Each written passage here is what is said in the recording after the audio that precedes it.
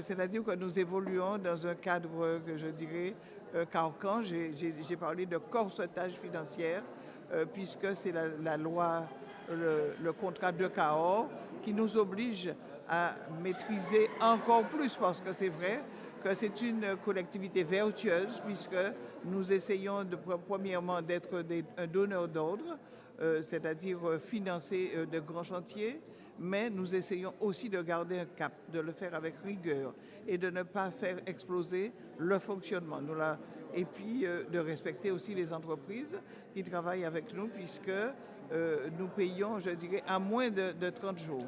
Donc on va garder le cap, mais c'est vrai que nous sommes, malgré notre ambition de pouvoir continuer à travailler, à accompagner, nous avons ce carcan-là que j'appelle le contrat de Cahors. Alors, les grandes orientations, c'est, je dirais, intervenir dans ce qui fait notre ADN. Le conseil départemental, c'est le filet de sécurité du département de la Guadeloupe.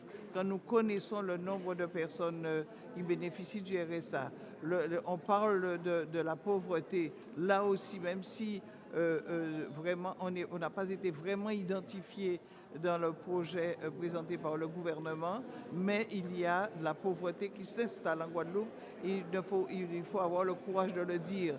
Donc nous allons continuer à faire face à nos obligations, continuer à accueillir les personnes les plus pauvres et puis accompagner les jeunes. Et puis, au-delà de ça, nous sommes engagés dans l'eau.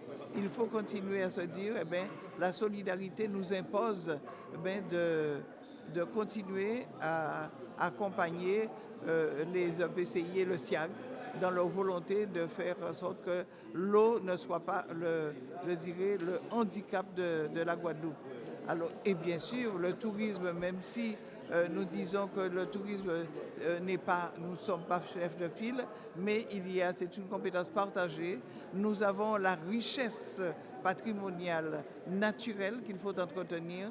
Et à côté de ça, ce que nous avons fait par exemple à Beauport l'autre jour, redonner une vie à Beauport, faire une renaissance de Beauport de façon à ce que le Nord Grande Terre puisse bénéficier de ce joyau qu'était Beauport. Donc globalement, je pense que aujourd'hui, nous avons eu une belle manifestation où dans cet hémicycle, il n'y avait ni majorité ni minorité, mais il y avait des élus départementaux à une sorte de cohésion. Au-delà des appartenances politiques de tout un chacun, nous étions tous conscients qu'il fallait qu'on soit unis pour pouvoir à la fois combattre la pauvreté, accompagner les bénéficiaires du RSA, accompagner l'insertion et continuer à accompagner les communes, parce qu'on a aussi à travers ma proposition voté le FAC, le Fonds d'aide aux communes.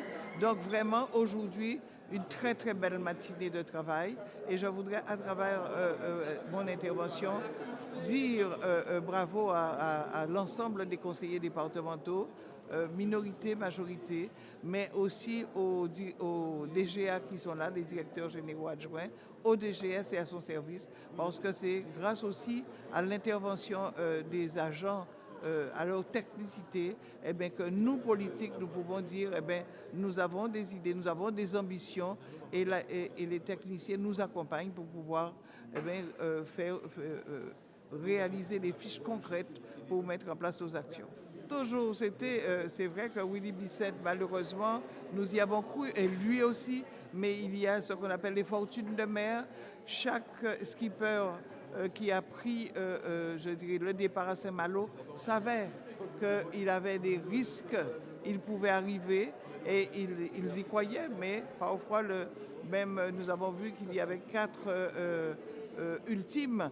Il y en a seulement 2 qui sont arrivés. Donc là aussi, j'ai une pensée pour Willy Bissett en lui disant que nous serons toujours là, parce qu'il mérite à un moment donné de gagner cette Route du Rhum dans sa catégorie. Alors c'est vrai que nous parlons de Willy Bissett, je pense à Rivard, je pense aux autres, à ceux qui ont abandonné, quel que soit Guadeloupéens ou autres.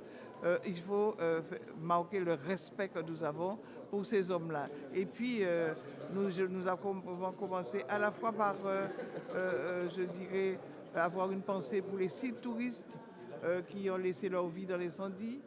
Penser à notre collègue Laurent Bernier qui a été très marqué par cet incident sur son territoire et accompagné de Justine Bénin, ils sont allés sur place en France hexagonale pour accompagner les familles de ces personnes et je crois que le conseil départemental était bien représenté.